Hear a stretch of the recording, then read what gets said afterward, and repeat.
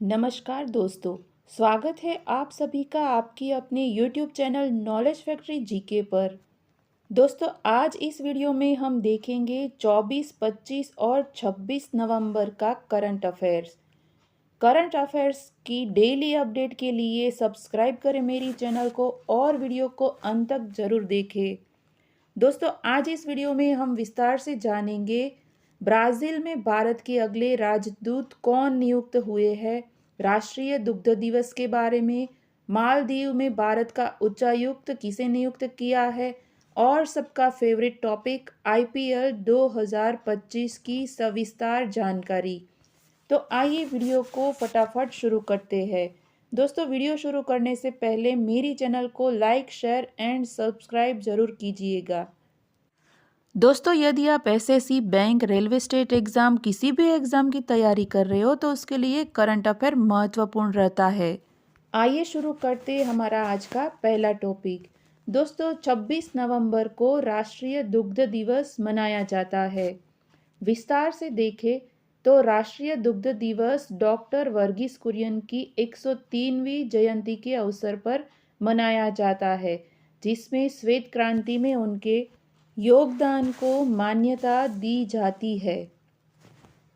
दोस्तों, dairy farming, कृत्रिम गर्भाधान और सहकारिता में उत्कृष्टता को मान्यता देने के लिए राष्ट्रीय गोपाल रत्न पुरस्कार प्रदान किए जाएंगे, जिसमें दो प्रमुख प्रकाशन बेसिक एनिमल हस्बेंड्री स्टैटिस्टिक 2024 और manual on identification of elite cows भी लॉन्च किए जाएंगे। देखते हैं हमारा next topic. KIIT university Bharat में चौथे सर्वश्रेष्ठ स्थान पर टाइम्स हायर एजुकेशन 2025 में भारत में चौथा और विश्व स्तर पर 92वां स्थान मिला है। विस्तार से जानें। Kalinga institute of industrial technology deemed university को Times higher education interdisciplinary science ranking 2025 में भारत में चौथा और विश्व स्थान पर 92वां स्थान मिला है। दोस्तों, विशेष रूप से केवल 4 भारतीय विश्वविद्यालय निजी और सार्वजनिक दोनों वैश्विक स्तर पर शीर्ष 100 विश्वविद्यालयों में शामिल है और केआईआईटी उनमें से एक है। देखते हैं हमारा नेक्स्ट टॉपिक। मैक्स वेरस्टेपेन ने लगातार चौथा F1 विश्व खिताब जीता है। विस्तार से देखें।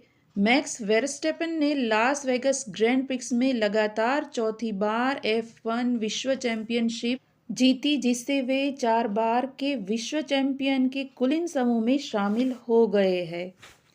लुइस हैमिल्टन रसेल से 7 सेकंड पीछे दूसरे स्थान पर रहे। वेरस्टेपेन लैंडो नॉरिस से एक स्थान आगे रहकर 4 बार के विश्व चैंपियन के इटली समूह में शामिल हो गए, जिससे वे 2 राउंड शेष रहते 2024 ड्राइवर्स क्राउन को सुरक्षित कर पाए। नेक्स्ट है दोस्तों, दिनेश भाटिया ब्राज़ील में भारत के अगले राजदूत नियुक्त किए गए हैं। 1992 बैच के आईएफएस अधिकारी दिनेश भाटिया को ब्राज़ील में भारत का अगला राजदूत नियुक्त किया गया है। वह वर्तमान में अर्जेंटीना में भारत के राजदूत के रूप में कार्यरत है। ब्राज़ील के बारे में देखें दोस्तों, तो यह क्षेत्रफल और जनसंख्या दोनों के आधार पर विश्व का 5वां सबसे बड़ा देश है। यह दक्षिण अमेरिका और लैटिन अमेरिकी क्षेत्र का सबसे बड़ा देश है, जिसकी आधिकारिक भाषा पुर्तगाली, मुद्रा ब्राज़ीलियन रियल और राजधानी ब्रासिलिया है। नेक्स्ट टॉपिक है। जी बाला सुब्रमण्यम को मालदीव में भारत का उच्चायुक्त नियुक्त किया गया है। जी बाला सुब्रमण्यम एक आईएफएस अधिकारी को मोनू महावर की जगह मालदीव में भारत के अगले उच्चायुक्त के रूप में नियुक्त किया गया है। मालदीव के बारे में देखें दोस्तों, तो यह हिंद महासागर में एक द्वीप समूह है। यह 1887 में ब्रिटिश संरक्षित राज्य बना। इसे 1965 में यूनाइटेड किंगडम से स्वतंत्रता मिली और 1968 में एक राष्ट्रपति गणराज्य की स्थापना हुई। जिसकी राजधानी है माले और मुद्रा है मालदीवियन रुपया। देखते हैं नेक्स्ट पॉइंट। समुद्री मत्स्य पालन जनगणना 2025। विश्व मत्स्य दिवस पर शुरू की गई डिजिटल समुद्री मत्स्य जनगणना का लक्ष्य 45 दिनों में भारत के तटीय क्षेत्र के 1.2 मिलियन घरों को कवर करना है। मोबाइल ऐप और वर्चुअल सर्वर का उपयोग करके यह प्रक्रिया 80% तीव्र है, जो घर के आकार, सामाजिक आर्थिक स्थिति और मछुआरों की भागीदारी पर आंकड़े एकत्र करती है। यह पहल मत्स्य पालन मंत्री राजीव रंजन सिंह के नेतृत्व में भारत की नीली अर्थव्यवस्था को मजबूत करती है। नेक्स्ट है दोस्तों, श्रम मंत्रालय ने आधार आधारित यूएएन सक्रियण अनिवार्य किया है। विस्तार से बता दें, श्रम मंत्रालय ने कर्मचारी भविष्य निधि संगठन को आधार आधारित ओटीपी का उपयोग करके यूएएन को सक्रिय करने का निर्देश किया है, जिसका उद्देश्य कर्मचारियों और नियोक्ताओं के लिए प्रक्रियाओं को सुव्यवस्थित करना और पारदर्शिता बढ़ाना है। ईपीएफओ की डिजिटल सेवाओं तक पहुंचने, ऑनलाइन दावों, खाता प्रबंधन और व्यक्तिगत अपडेट को सक्षम करने के लिए यूएएन सक्रियण महत्वपूर्ण है। नियोक्ताओं को 30 नवंबर 2024 तक नए कर्मचारियों के लिए सक्रियण पूरा करना होगा। देखते हैं नेक्स्ट टॉपिक। दोस्तों, 2025 में आईपीएल 14 मार्च से शुरू होकर 25 मई को समाप्त होगा। इंडियन प्रीमियर लीग ने अपने अगले 3 सीजन के कार्यक्रमों की पुष्टि की है। आईपीएल की पुष्टि की गई तिथियां है।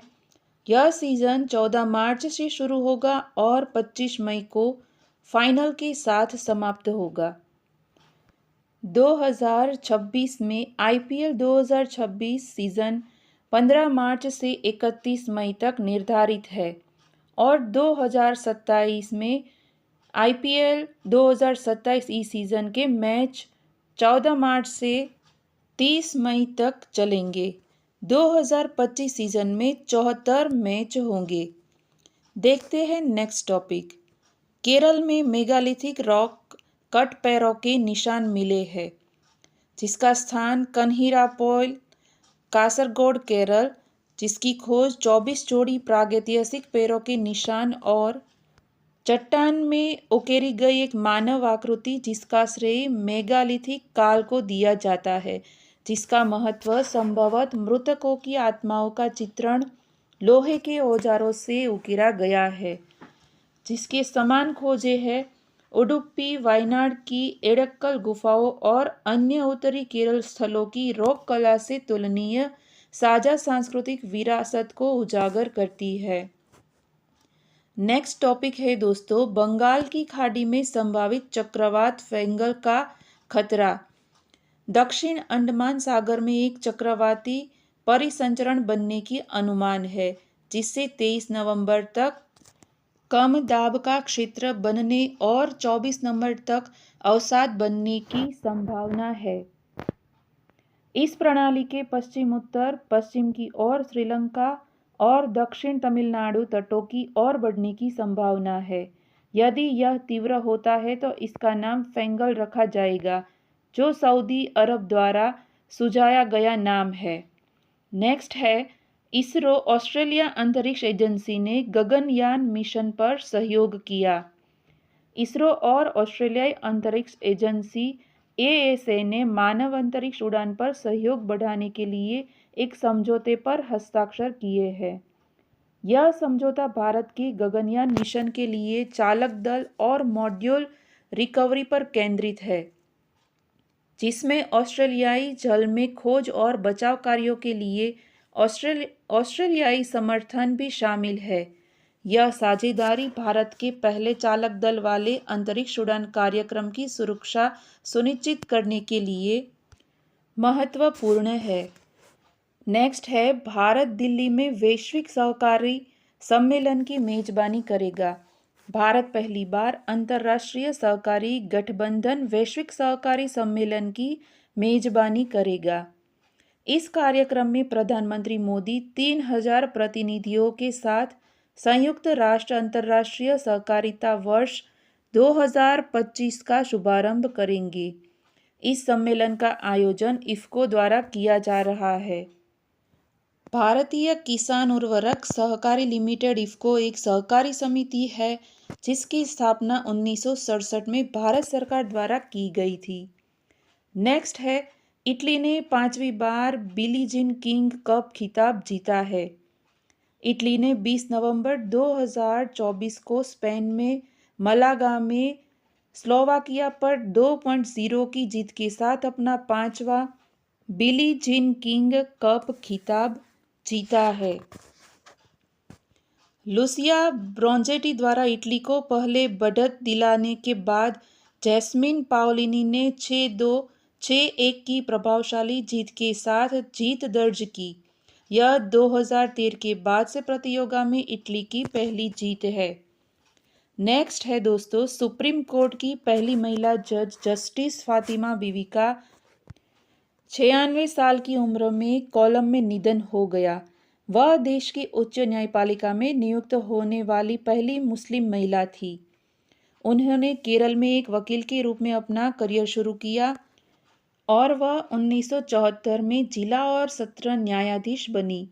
उन्होंने 1989 में सुप्रीम कोर्ट में नियुक्त पहली महिला जज बनकर इतिहास रचा था।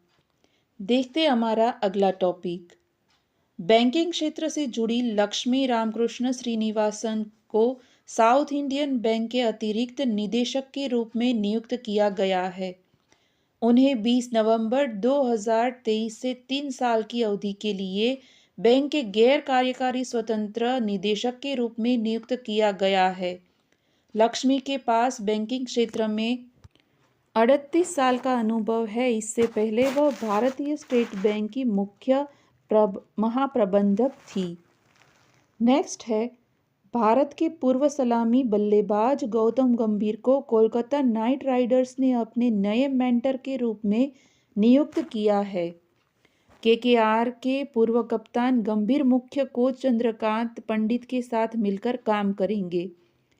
गंभीर 2011 से 2017 तक केकेआर के सदस्य थे और उन्होंने टीम को 2012 और 14 में खिताब भी दिलाया था। साथ ही उनकी टीम 2014 में चैंपियंस लीग T20 में उपविजेता भी रही थी। नेक्स्ट है, उत्तर प्रदेश सरकार ने महिलाओं की सुरक्षा के लिए हाल ही में सेफ सिटी प्रोजेक्ट शुरू किया है। इसके तहत गौतम बुद्ध नगर के 17 नगर निगमों में प्रवेश और निकास स्थलों पर CCTV के माध्यम से निगरानी का फैसला लिया है। इसके साथ साथ शहर में सरकारी और गैर सरकारी स्कूलों, कॉलेजों, मदरसों और विश्वविद्यालयों में CCTV के माध्यम से निगरानी की जाएगी। नेक्स्ट है, हिमाचल प्रदेश के मुख्यमंत्री सुखविंदर सिंह सुक्खू ने शिमला में विद्या समीक्षा केंद्र का उद्घाटन किया, जो एक डेटा भंडार है जिसमें शिक्षा मंत्रालय द्वारा संचालित सभी योजनाओं का डेटा होगा। हिमाचल प्रदेश के शिक्षा विभाग ने राज्य में विद्या समीक्षा केंद्र स्थापित करने के लिए एक एडटेक कंपनी कॉन्वेजिनियस के साथ हाथ मिलाया है। तो दोस्तों, ये थे 24, 25 और 26 नवंबर के current affair. Daily current affair की अपडेट के लिए जुड़े रहे मेरी चैनल के साथ और मेरे वीडियो को लाइक, शेयर एंड सब्सक्राइब ज़रूर करें दोस्तों। वीडियो अंत तक देखने के लिए धन्यवाद।